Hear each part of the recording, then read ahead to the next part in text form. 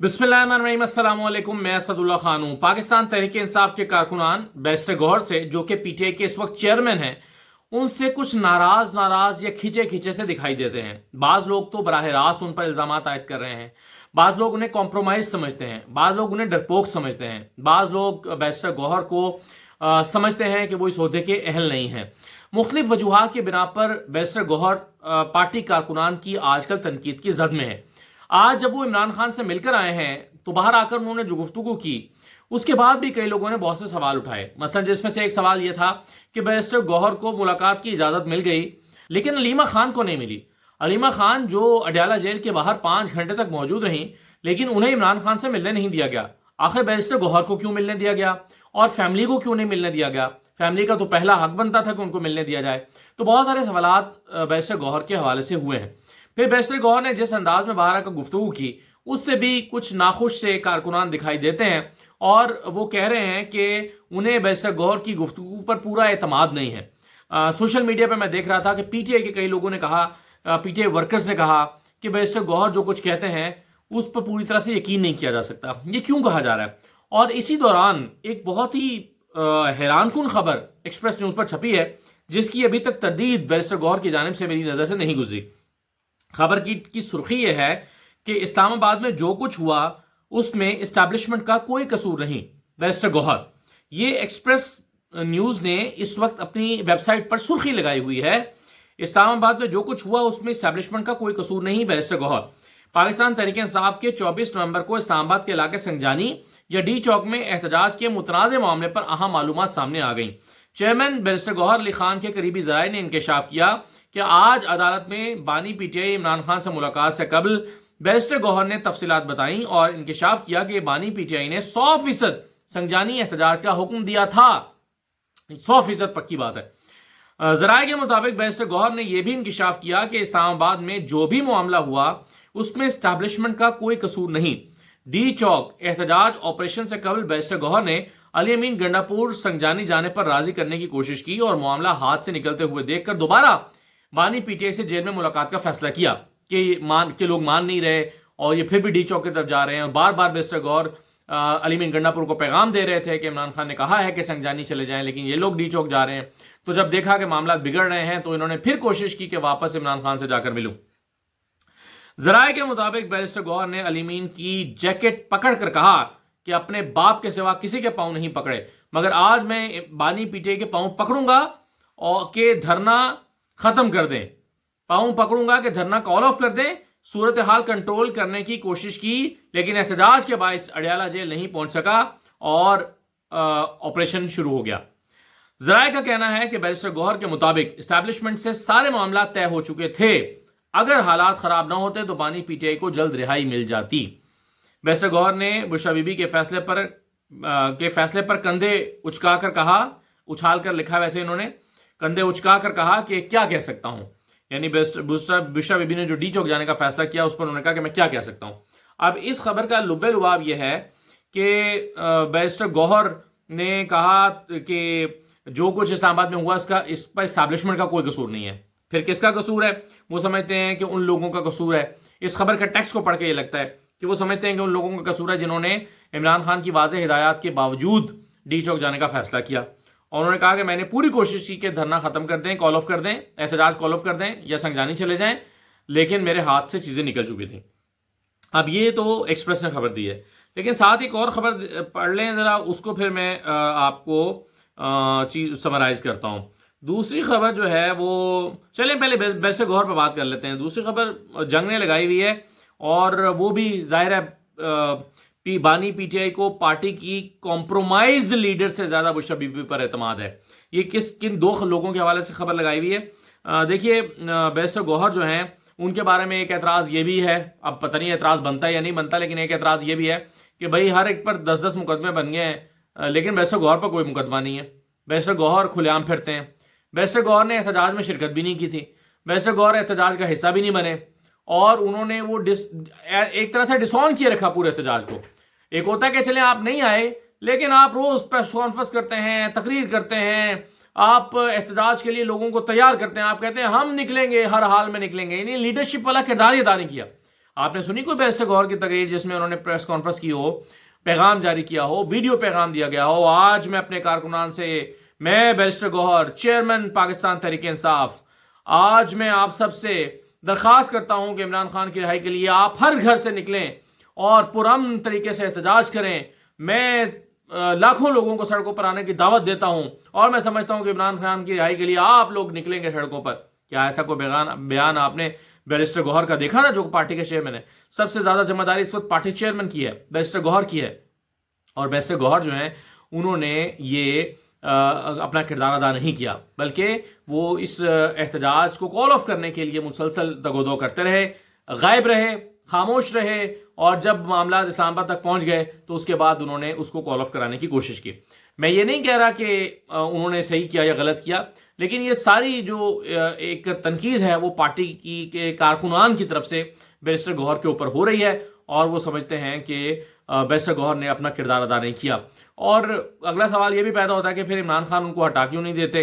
تو ظاہر ہے وہ اس طرح سے چیئرمین کو ہٹایا نہیں جا سکتا, الیکشن ہوئے ہیں, الیکشن دوبارہ کرنے پڑتے ہیں. اور پھر دیکھیں عمران خان بھی پوری طرح سے صورتحال کو ان کے سامنے نہیں ہے, ان کو اتنا ہی نظر آتا ہے جتنا ان کو دکھایا جاتا ہے. عمران خان کو جتنا بتایا جاتا ہے وہ اتنا ہی دیکھ سکتے ہیں. مثلا اگر ان کو جا کے بتایا جائے کہ بھئی پنجاب میں لاکھوں لوگ نکلے تھے لیکن وہ اسلام آباد پہنچ نہیں سکے کیونکہ راستے بند تھے, بلاک تھے, اور لیکن اپنے طور پر سب نے کوشش کی, تو عمران خان نے ظاہر ہے یہ کہنا تھا کہ ہاں زبردست پنجاب کی بھی میں بہت تعریف کرتا ہوں. ظاہر ہے انہوں نے یہ کہنا تھا. جو جتنا دکھایا جائے گا عمران خان اس پر کامنٹ کریں گے.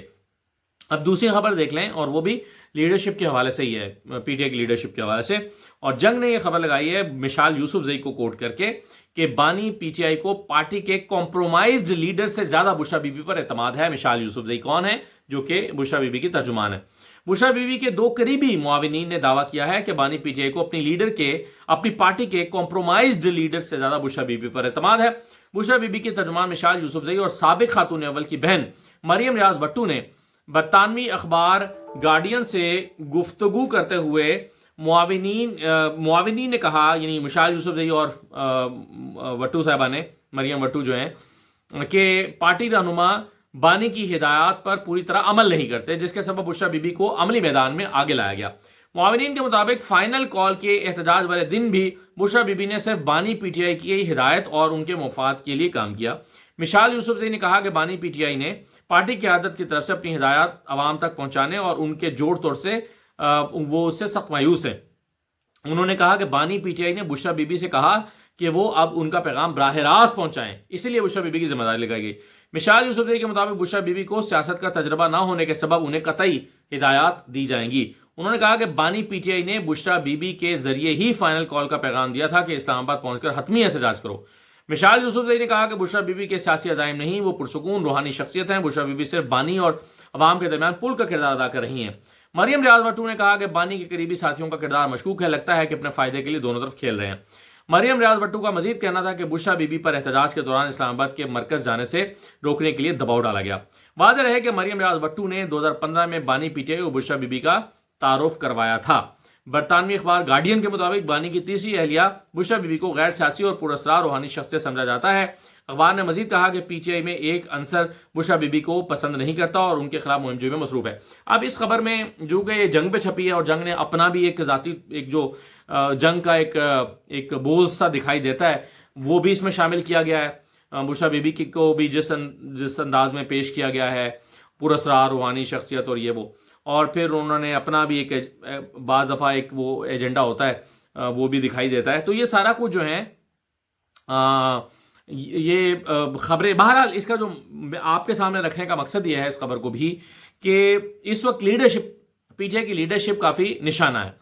اچھا, آج بیرسٹر گوہر نے باہر نکل کے یہ بھی کہا کہ انٹرنل جو پارٹی کے اندر معاملات ہیں اس کی بجائے فوکس جو ہے وہ عمران خان نے کہا کہ ہونا چاہیے اس معاملے پر کہ یہ جو گولی چلی ہے اور جو کچھ ڈی چوک پہ ہوا ہے اس پر بات کی جائے, قومی اسمبلی کے اندر کی جائے, قومی اسمبلی کے فورم پہ کی جائے, اور اب معاملے کو یعنی وہ اب اگین ایک پارلیمانی فورم پر لے جانا چاہتے ہیں.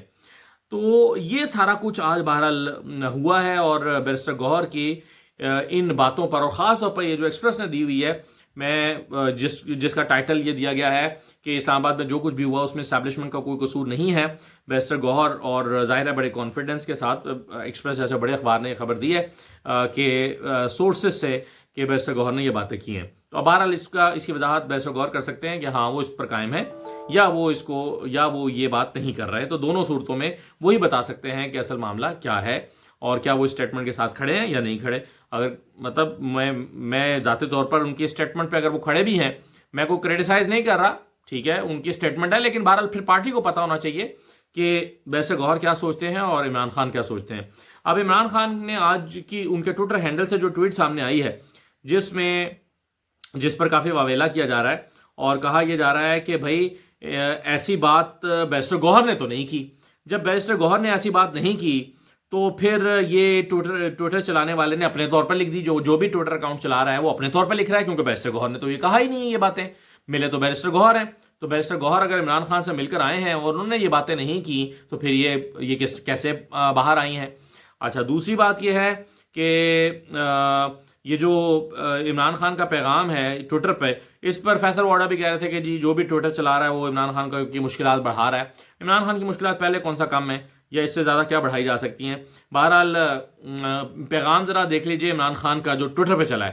وہ تھا کہ سابق وزیر اعظم عمران خان کا قوم کے نام پیغام: اسلام آباد قتل عام کے شہداء کا سن کر انتہائی رنجیدہ ہوں. دور حاضر کے جنرل ڈائر نے جلیانوالہ باغ کی تاریخ دہرائی ہے. ان شہیدوں کا خون ناحق ضائع نہیں جائے گا اور ہم ان شہداء کا کیس اقوام متحدہ سمیت ہر فورم تک لے کر جائیں گے. حقیقی آزادی کی تحریک ان ہتھ کنڈوں سے رکنے والی نہیں. نہ میں پیچھے ہٹوں گا نہ پاکستانی قوم. اگر ہم نے آج ہار مان لی تو پاکستانی قوم کا کوئی مستقبل نہیں ہوگا. پرامن احتجاج ہر پاکستانی کا بنیادی حق ہے اور وہ پاکستان میں کہیں بھی کیا جا سکتا ہے. 9 مئی یعنی ڈی چوک میں بھی 9 مئی کو بھی ہمارے 25 کارکنان کو شہید کیا گیا اور اس بار بھی پرامن مظاہرین کو گولیاں مار کر خون کی ہولی کھیلی گئی اور درجنوں شہریوں کو شہید کیا گیا، جو کہ بدترین ڈکٹیٹرشپ میں بھی نہیں کیا گیا. ہماری کال پر لاکھوں پاکستانی تمام تر رکاوٹوں، گرفتاریوں اور دھمکیوں کے باوجود آئین پاکستان اور جمہوریت کی بحالی اور سیاسی قیدیوں کی رہائی کا مطالبہ لے کر اسلام آباد پہنچے، لیکن ان پرامن لوگوں پر ظلم کے پہاڑ توڑے گئے. اس بار شیلنگ اور ربر بلٹ سے آگے بڑھ کر سنائپرز اور دیگر جان لیوا اسلحے سے قتل عام کیا گیا، جو ڈیتھ سرٹیفکیٹ میں بھی سامنے آ چکا ہے. درجنوں مظاہرین کو شہید اور سینکڑوں کو زخمی کیا گیا اور 6000 سے زائد کارکنان کو چھوٹے کیسز میں گرفتار کیا گیا. میں سپریم کورٹ سے مطالبہ کرتا ہوں کہ غیر جانبدار جوڈیشل کمیشن بنا کر اس قتل عام کی تحقیقات کروائی جائیں اور قتل عام کا حکم دینے والے اور اس میں ملوث عناصر کو سخت ترین سزائیں دی جائیں. میں مطالبہ کرتا ہوں کہ شہداء اور زخمیوں کے حوالے سے اسلام آباد اور راولپنڈی کے اسپتالوں کا ڈیٹا جلد از جلد پبلک کیا جائے اور تمام اسپتالوں اور سیف سٹی کی CCTV فوٹیجز محفوظ کی جائیں تاکہ 9 مئی کی طرح شواہد غائب نہ کیے جا سکیں. میں نے اپنی پارٹی اور وزیر اعلیٰ خیبر پختونخوا کو ہدایت دی ہے کہ شہداء کے لواحقین زخمیوں کی دیکھ بھال اور ان کی فلاح و بہبود کی ذمہ داری لیں. جو لوگ لاپتہ ہیں ان کی بازیابی کے لیے تمام توانائی خرچ کریں اور جو لوگ گرفتار ہیں ان کے کیسز کی پیروی کرنے والے وکلاء کی ٹیمز کی حوصلہ افزائی کریں. اسلام آباد قتل عام کے خلاف پشاور میں شہداء مارچ کا انعقاد کیا جائے اور پارلیمنٹ کا سیشن جلد از جلد بلا کر قرارداد پیش کی جائے. اوورسیز پاکستانی دنیا بھر میں اس قتل عام کے خلاف آواز اٹھائیں اور پاکستان میں جاری ظلم و بربریت کے حوالے سے آگاہی مہم چلائیں. میں اسلام آباد پہنچنے والے لاکھوں پاکستانیوں کو سلام پیش کرتا ہوں. علی امین، بشرا بی بی، عمر ایوب، خالد خورشید، عالیہ حمزہ، شاہد خٹک، نوجوان لیڈرز سمیت مارچ کو لیڈ کرنے والے تمام سینئر اور جونیئر پارٹی ممبران اسمبلی اور ٹکٹ ہولڈرز کو سراہتا ہوں.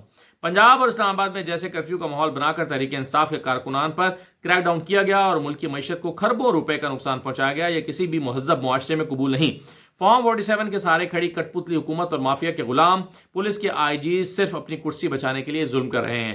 تحریک انصاف کے کارکنان متحد اور منظم ہو کر ملک پر مسلط مافیا کے خلاف اپنی حقیقی آزادی کے جدوجہد کے اگلے مرحلے کی تیاری کریں. اب یہ جو باتیں اس میں ہیں، یہ اگر عمران خان نے یہ ساری باتیں کہی ہیں تو پھر جو بیرسٹر گوہر نے باہر آ کر بتائی ہیں وہ اس کا شیر بھی نہیں ہے. یعنی بیرسٹر گوہر نے پھر اس کو بہت نرم کر کے، سادہ کر کے، ڈائجسٹیبل کر کے اور بہت ہی ایک ہلکا پھلکا سا کر کے پیش کیا ہے. تو بیرسٹر گوہر کا جو بیان، جو عمران خان کا وہ بیان لے کر نکلے، وہ اس سے بالکل مختلف ہے جو یہ ٹویٹ سامنے آئی ہے. اور یہ اس میں عمران خان کا لب و لہجہ نظر آتا ہے. جو بیرسٹر گوہر نے گفتگو کی ہے اس میں عمران خان کا لب و لہجہ بہرحال دکھائی نہیں دیتا. جس طرح ہم عمران خان کو جانتے ہیں، یا اتنے بڑے ایونٹ کے بعد عمران خان کا جو رد عمل ہونا چاہیے تھا یا ممکنہ طور پر جو رد عمل ہو سکتا تھا وہ شاید یہ تو ہو سکتا تھا جو ٹویٹ میں نظر آ رہا ہے، شاید وہ نہیں ہو سکتا تھا جو بیرسٹر گوہر نے باہر آ کر سنایا ہے۔ تو اس لیے یہ ان تمام وجوہات کی بنا پر لگتا ہے کہ بیرسٹر گوہر جو ہیں وہ اس پر ان پر جو لوگوں کا غصہ یا شکوک و شبہات یا شکوہ ہے وہ اس میں کسی حد تک پھر جان دکھائی دینے لگتی ہے۔ تو یہ تھیں جی کچھ بیرسٹر گوہر کے حوالے سے چیزیں۔ آج سارا دن جو ان کے بارے میں ہوتا رہا، جو ان کے بارے میں خبریں لگی ہیں، جو ان کو بطور کمپرومائزڈ لیڈر جو ہے وہ پارٹی کے اندر سمجھا جا رہا ہے، بیانات دیے جا رہے ہیں، اور بیرسٹر گوہر کے کردار کو جو ہے وہ اس کی تعریف نہیں کی جا رہی ہے۔ تو یہ سب جو ہے اس کو میں نے ایک خلاصہ سا بنا کر آپ کے سامنے پیش کرنے کی کوشش کی ہے۔ کچھ اور چیزیں ڈسکس کرتے ہیں اگلی ویڈیو میں۔ اجازت دیجیے، اللہ حافظ۔